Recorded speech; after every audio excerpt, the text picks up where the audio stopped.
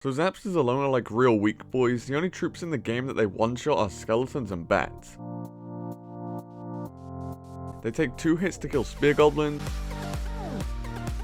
and 3 hits to kill regular goblins, and then 4 hits to kill the likes of Princess. Their HP doesn't really make up for it either. With 440 HP, this means that they'll die to any spell larger than a fireball, but nothing under a barbarian barrel. Log and Mega Minion will take their HP down to around 50%, so you're gonna want to steer clear of these too. This weakness means that you really need to avoid putting them around crown towers, because spell value is so easy to give due to their low HP and slow movement speed. Overall they're weak boys, but the stun really makes up for it. Every 1.6 seconds they give off a 0.5 second stun. This is the same as a zap spell with a little weaker damage, so you're essentially getting 3 zaps every time they strike. If timed perfectly, zapsters will hit exactly 0.5 seconds apart, giving you a 1.5 second stun every 1.6 seconds, meaning the opposing troops will only be allowed to move or attack less than 7% of the time during this interaction. However, this is basically impossible to actually pull off.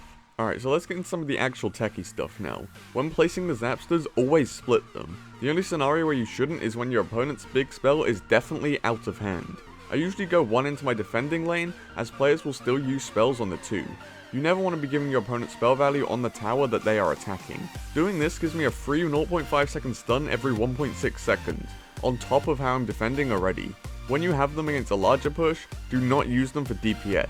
Instead, make use of their stun effect and use higher DPS cards to ensure minimal damage taken. They're especially good against slower attackers, as the stun interrupts an already slow movement speed.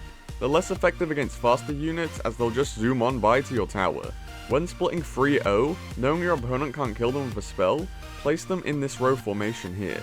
This staggers the stun effect quite nicely, meaning you're closer to that golden 1.5 second stun time. Placing them normally won't do this, and will instead make the zapsters hit closer together and cost you a ton of damage.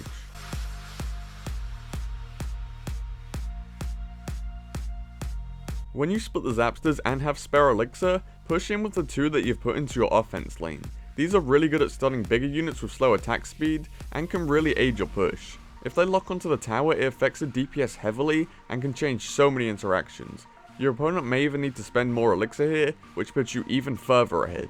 A strategy for this card is to use it for baiting spells, which can be effective if you have other value cards that are also weak to spells. A good example for this is Flying Machine, which can be extra annoying if you have no spells to deal with it. Alone, the zapsters obviously do really well against the likes of Inferno Dragon. Without heating up, this card can't do anything. They also don't do badly against swarms like Minion Horde for a positive trade, although their main usage will always be to stun larger units in combat.